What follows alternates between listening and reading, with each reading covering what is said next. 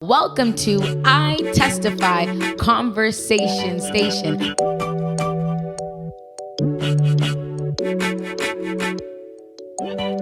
My name is Rashida Jeremiah, and today I am joined with Ralph Nyoni, Denalia Frey. Our topic for today is lose to win again.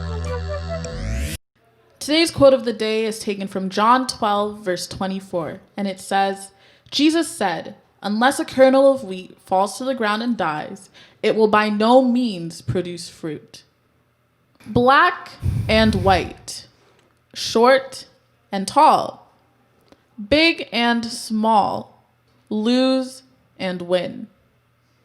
In most cases, opposites cannot coexist, but in order for us to grow in Christ, we must lose to win again. Our conversation today is broken down into 3 segments. The first section is start losing. The second section is lose and keep losing. And the third section is the blessing.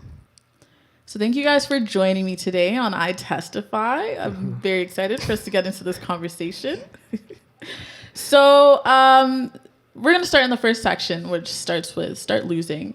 And I just want us to open up with a Bible verse. So Ralph, if you could read for us Hebrews 11, verse 24 to 27. and it says, "By faith Moses, when he was to come years, refused to be called the son of Pharaoh's daughter, choosing rather to suffer affliction with the people of God than to enjoy the pleasures of sin for a season, esteeming the reproach of Christ greater riches than the treasures in Egypt, for he had respect unto the recompense of the reward.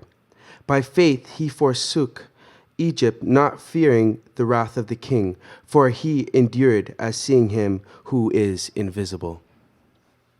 All right, thank you. So I just want to open this up with a general question for you guys. What is happening in these verses that you've just read for us? What's going on?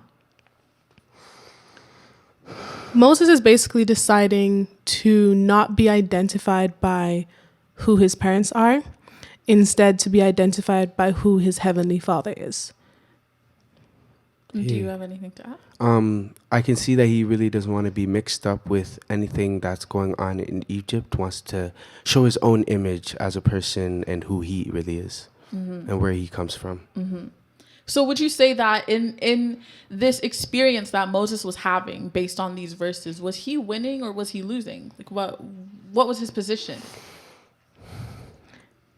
He was losing his earthly family in terms of the Egyptians, but he was winning because he was gaining his father in heaven. I would say the same. So then just another question, just kind of segueing a bit. There's a theme or an underlying question about self-denial, as we can see that's going on with Moses. He's denying self, as you kind of explained just now. So just for everyone listening and for ourselves, what does it mean to self-deny? Just not having confidence in yourself. Okay. I think when it comes to like our relationship with God, if we deny ourselves, we're not denying God. But if we deny God, we are losing ourselves because our identity is based on God, whereas his identity isn't based on us. So losing for a greater purpose? Yeah. Okay, I see. So then reflecting on ourselves, reflecting on your own personal life, and you can choose to share an experience if you'd like, or just even just reflect and just answer straight up. Are you choosing to live a life that is based on self-denial? What does that look like in your life? It's hard in this society to kind of deny yourself because everyone has their eyes on you. And if you publicly choose to deny yourself by something that people can't see, it's almost like they're saying, if you identify yourself by that, we can't see you. Because if my identity is based on something I cannot see, even though I believe in it, others aren't going to see me anymore, which is something that is hard to do in this society, because for us to get anywhere, we have to be seen by certain people in a lot of situations. Mm-hmm. For me, I would really say that I don't really deny myself. I wouldn't deny God either, but I know that moving on, that like there's always somebody that's going to be there to say something. And I know in myself who I am and who God wants me to be, and I'll continue on that path. Mm. So are there any personal experiences that you may have where you felt as though you have lost in order to win? I know it's kind of like a tricky kind of question. It's like, what does that really mean? And we're going to get into it. I just want to know, like, before we dive into this conversation, like, how would you answer that question? For me, I would say, like, everybody knows me as a music person. Mm-hmm. And I would say, like, I've gone through a lot of things where I can say, like where I felt like I just need to give up music. Music wasn't for me, or there was no other way. If I couldn't like do hip hop, I couldn't do this, I couldn't do that. Mm-hmm. But there's always a way. Like I lost in that sense where I couldn't do hip hop what I really wanted to, but I could do it in God's way. Like I could spread it in a different type of way, how God wanted me to do it. Mm-hmm. You know. Mm-hmm. When I was in elementary school, we had this thing called sports day, and this girl and I, we'd always alternate in terms of who won which year. And I kept losing. I lost 2 years in a row to her in the 100 and 200 meter. And though I kept losing, I remember there was a car ride home and my dad was like, you keep losing because you keep looking to your left and to your right instead of looking at the goal. Mm. So even though I had lost the race, I gained so much knowledge that allowed me to win the next time. Mm-hmm. So I think that's one of the examples I can use. So kind of segueing into then our second part of this conversation, lose and keep losing. I just want us to look towards Mark chapter 8, verses 34 to 35. And when he had called the people unto him, with his disciples also, he said unto them, whosoever will come after me, let him deny himself and take up his cross and follow me. For whosoever will save his life shall lose it, but whosoever shall lose his life for my sake and the gospel's, the same shall save it. Mm-hmm.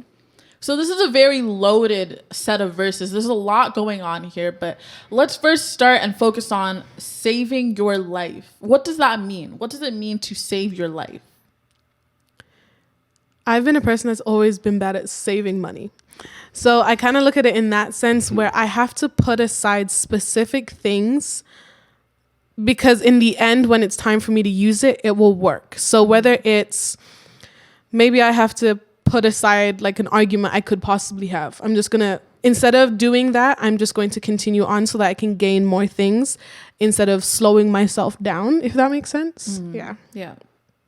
I see it as like, I feel like when it says that, it's saying like, I can protect myself. I can do all things myself. Like I don't need God. I don't need him. Like I can do it all myself. Like it's me alone. Like I did this for myself. I'm the one that got me to where I am today. Like God had nothing to do with that. Like in this situation when there was somebody that could have killed me, I'm the one that got myself out of it. God didn't do anything. And that's just me saving my own life and not thinking about, hey, like this is actually what actually happened. God is the one who was there for me at the start. So then what is the consequence of relying on that type of mentality? So I did this for myself. I was able to do this without God's help. Like it was all me. What are the long-term consequences of that? I feel like God always teaches the lessons in your life. Like he'll always put something there for you to know that like he is real. He is somebody you should not be playing with. He's greater than all of us. And like, we have to understand that when we say I,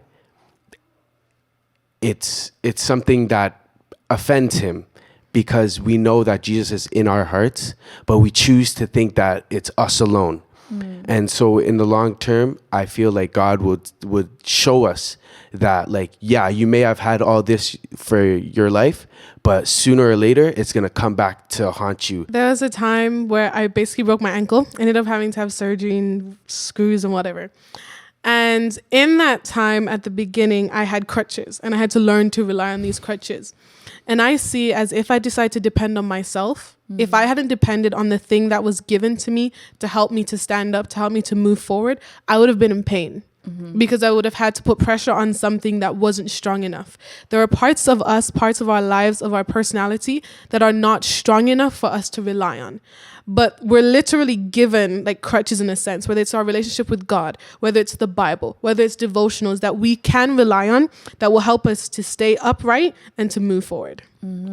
Saying like there's a wrong way to do things and there's a right way. For money, for instance, how to get your money.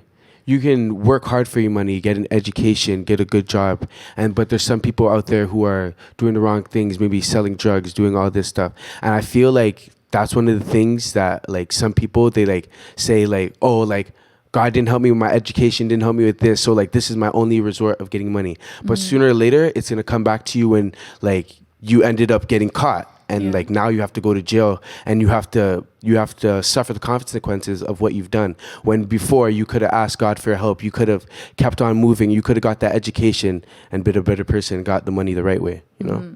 So essentially what I'm understanding is that in trying to take matters into your own hand and save your life for yourself, the consequences in the long term is that you lose in terms of, in the example you use, the money that you've now collected is not honest money. And now, like, as a result, you're now either in jail or like have community service or whatever other consequences there may be. Okay. So then, is it better then to, based off of the scripture, to save your life or to lose it? I just want you to read again for us, verse 35. And I'll repeat the question for y'all one more time. So if you could read verse 35, please. For whosoever will save his life shall lose it. But whosoever shall lose his life for my sake and the gospel's, the same shall save it. So then the question is it better to save your life or to lose it? There are some specific words in here that say, but whosoever shall lose his life for my sake and the gospel's. Yes, we're supposed to lose it, but what are we losing it for? Are we losing it so that we can get the end result? Or are we losing it because we're supposed to? Are we letting go of things because it's what's going to help us in our relationship with God, help us to grow spiritually? Or are we doing it because, hey, maybe I'll make it to heaven? We have to make sure that we're doing it for God, for his name's sake, and for the gospel's sake. I think people take like this verse, they'll read it like some people will read it wrong, like saying like, oh, lose his life, like lose my life. Like I don't think people realize what they say, like lose my life for God and the gospel. It's basically saying like, am I all for God? Like is everything I think, everything I do, everything I touch, is it for God? Am I doing the right things in this situation? And people have to realize that like I'm not proceeding with my life if God is not in it. You know, nothing's really going to change if God is not in it. Things can happen. Yeah, great things can happen, but it's not just you. It's God all the way. So you have to remember that God is the main priority for you. So we're all saying then that it's better to lose our life. So let's just look at that in the context of life, because this doesn't just apply to our spirituality and choosing to, you know, allow God to be the steer in my life, the one who's leading. This also applies to different aspects, like in school and in work and extracurricular activities. Like, how then are we able to demonstrate this ideology of losing to win within those different aspects of our lives? Academically, or maybe people are in leadership positions, etc., you have to like let go of pride. You have to let go of anxiety. You have to let go of fear. You have to let go of self-doubt for you to be able to accomplish something. If we hold on to those, if we save those things, it's going to stop us. Well, it's sometimes going to even block God in a way from working through us. Because like we often say that like we're vessels, but if we're keeping fear, doubt, shame, everything in this vessel, how is God supposed to work through us?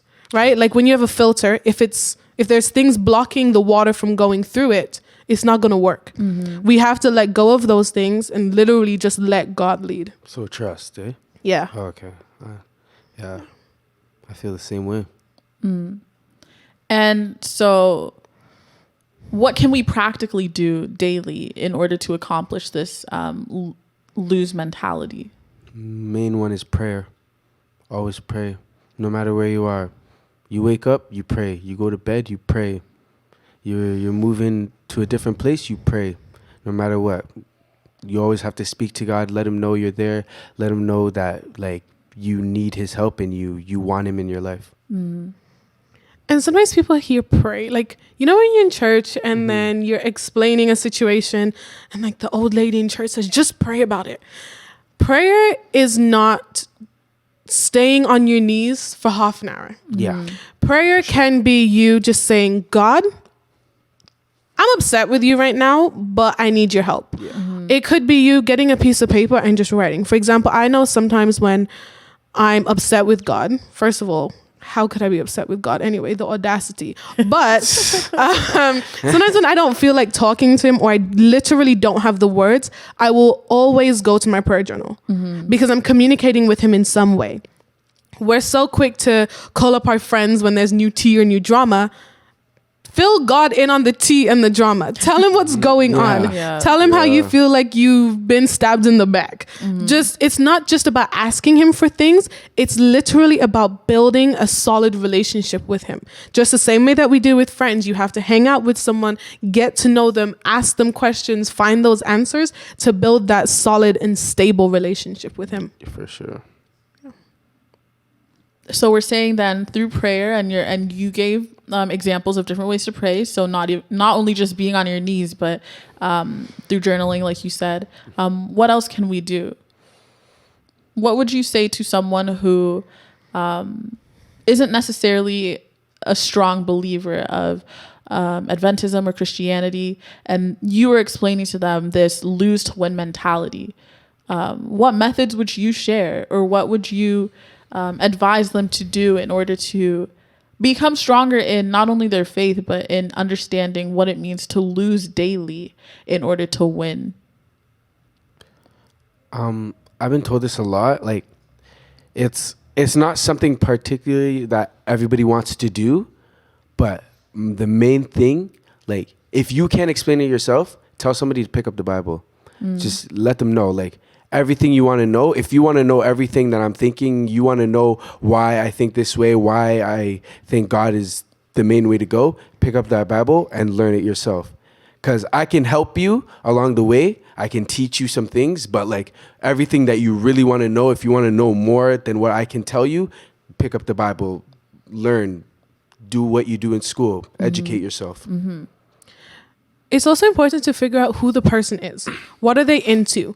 Because if I speak to a basketball player who doesn't like math and I try to give them a math analogy or an analogy about money, they're going to be like, what? But in a basketball game, you have to let go of the ball to pass it to somebody else who might pass it to another person for it to go in the net. You have to let go of something to trust somebody else so that you can get to the goal. When it comes to money, a lot of us want to invest, get a nice house, get a nice car. You aren't going to be able to get a car if you hold on to your money. You're going to have to give the money to the person eventually so that you can get something in return. Yeah. But the greatest thing about like our relationship with God and faith is that we've already gotten that thing in return. We've already gotten that grace. We've already gotten that peace. We literally just have to open ourselves up to accept it. So to kind of summarize what has been said in this portion of the discussion, we're understanding that it's important to lose your life in order to save it. And in order to do that, you need to be willing to give everything to God and allow God to take control and get to know him, study the word, pray, make that effort to allow God to use you. And through that, you will win in the long run. So segueing into our last section, which is the blessing or the promise, I want us to turn to 2 Timothy chapter 2, verse 21. If a man therefore purge himself from these, he shall be a vessel unto honor, sanctified, and meet for the master's use, and prepared unto every good work. That's powerful. I just want to ask you, what are we promised in this verse? What is the blessing that is given to us?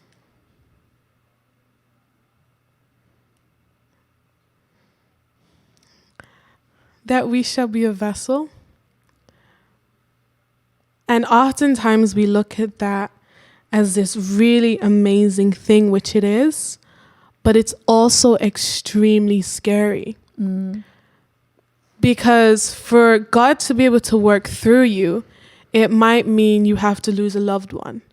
It might mean that you don't succeed in this area that you've been working on for so long.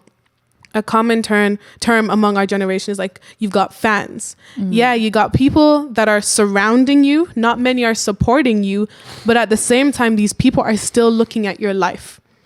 And God is trying to teach those people something. Oftentimes the things that we go through, it's not for us.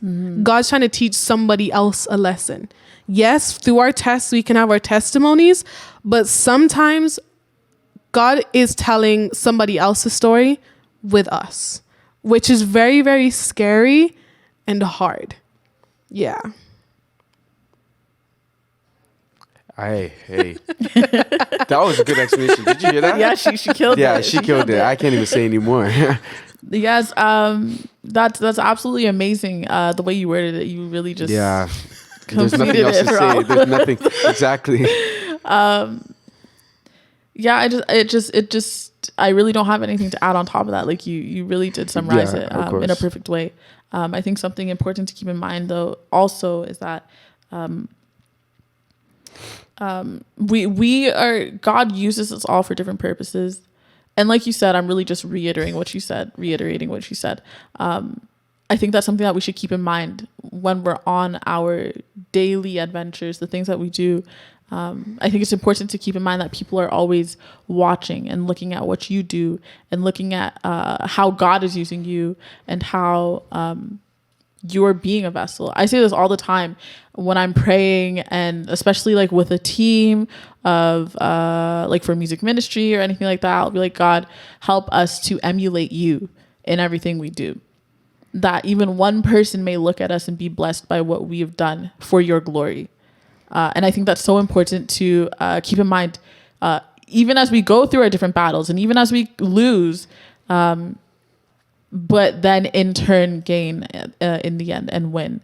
So yeah, that was a very, very great way that you ended that off and promise.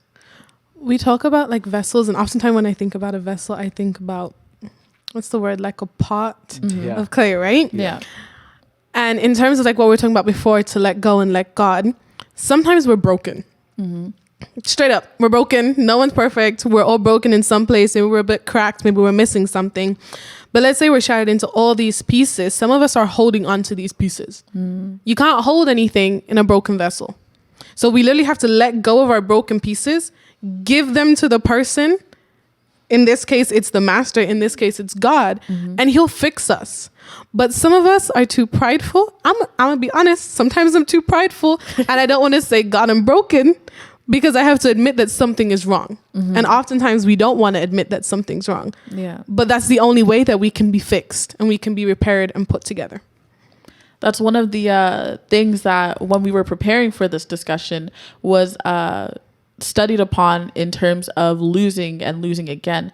Things like pride and earthly possessions, holding on to the ideology of becoming someone who's well known, or like you said, someone who has fans. These are all things that, like you said, these are things we need to let go of in order to let God remold us and do his work as the master in order for us to be able to do what he wants us to do. So yeah, that's absolutely amazing. Like I was reading this thing, like Ellen G. White, and it was saying like Jesus, he may have lost his life, but he still won the battle at the end of the day. Because if you see the Pharisees, they see like they got rid of this man who was exposing them for everything they've done, like the worst things. But like he died, they killed him, yeah, but he come back, he's resurrected. Now all of our sins are saved. All this is like, now it's a reality. Like we can't, like the Pharisees have nothing to say now. He may have lost, but he still won. We all still won. And that's why I feel like it's a good thing. Yeah, and that's exactly it. That's the greatest like story that we can look at in terms of losing in order to win. Yeah, exactly. People say it about certain places. Like I think I heard it said about Toronto, like you can take a man out of Toronto, but you can't take Toronto out of them. Yeah. So even before like he was resurrected, yes, they killed him. But the part of him, the small pieces, the miracles, the lessons that he taught people were still alive. Yeah. So if everybody came together and shared all their stories and put it together, it don't matter what you do, the story's still there. Exactly. Like even when they tried to get rid of like pictures and letters from the past, there are still people who are going to tell the story. Exactly. You can't rip it out of me. It's in here. So either way, the gospel's going to get spread no matter what you do. You going to sacrifice us all? Yeah. You going to kill us all? Exactly. Yeah, 12 disciples. Yeah. Exactly. Yeah, that's it. That's so important. Like it's even a method that was used, like if we look back into the Old Testament, before they had physical scriptures, these stories that they learned, that the Israelites learned, that they were passed down from elders to the kids. They'd sit like we're sitting here right now and just tell these stories. And these are things that you are told regularly, and they are then ingrained into your life. Like this is what you grew up learning, and it's the same thing. Like today we still have these stories, we still have exactly the situations that happened back then as a guide for our lives, and we're able to then learn that and still be able to share that with other people. And when the time comes when we don't have like our word in front of us, like you said, like you can't take the word out of me. Yeah. You can't take the Toronto out of a man. You know? Exactly. Like it's in us. It's in us. Exactly. Yeah. This word prepared is just bugging me. Like it's just bugging me, okay? We often use the word prepare when we're gonna like prepare a meal, right? And I've used this analogy before. I don't remember where, but each of us have the ingredients to make something. I may have the ingredients to make a cake. Ralph may have the ingredients to make mac pie. You may have the ingredients to make ice cream, right? But sometimes we go into a room filled with people who can make apple pie, and we feel like, okay, I can't do this. I'm not supposed to be here. But we each have different ingredients. Some of them are similar, some of them are different. But when they come together, it works. And oftentimes, even in the process, we deny and reject the resources that are supposed to help us to put things together. Exactly. Sometimes we deny God. Sometimes we deny the elders in the church. Sometimes we deny the Bible. Sometimes we brush off all the things that our parents have said. And in case of like making something, this could be our whisk, our spatula, our oven. These things are here for us to be able to create something. But again, we're afraid to lean on the understanding of something else, and most times something that we cannot see. I like what she says there, especially like with the things we have. Like her, you can tell she's a speaker. She can speak. Like she can speak. Yeah. So like she like if she's prepared, she can speak to someone, tell them what it is. Me, I'm a music person, so maybe I can explain that, but through music in a different type of way. And like, it makes sense how like you can't be scared to do something because you see somebody else doing something like you feel is better. It's never better. Like you can be the same way. You just got to put your mind to it. I like that. It makes me think about like the different learning styles. Like I'm a visual learner. Other people are analytical. You know what I mean? Like how I learn is different from how you learn. So what Denalia may do may be good for me, but what someone else does may be good for you. Yeah. And we all just have to work together. Like, we all have these certain things we can do.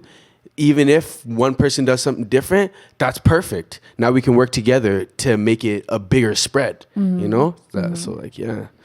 So if you had to summarize everything that was discussed here today into one sentence, what would you say? What would you say to someone who has no idea what it means to lose and win again? If you had to say it in one sentence, what would that be?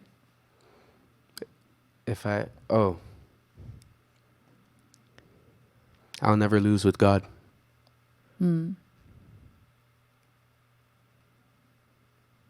This is hard.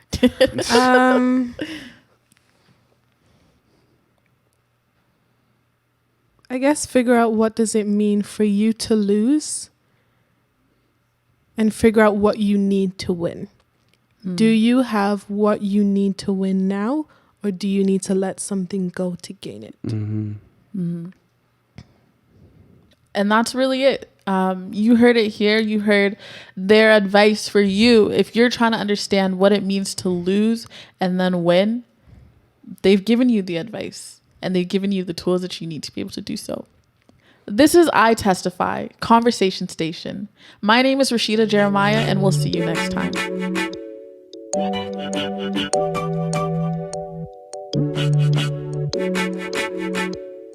Hello, my name is Rafnioni. Thank you for tuning in to I Testify. Make sure to like, comment, and subscribe, and to keep up to date with our new episodes.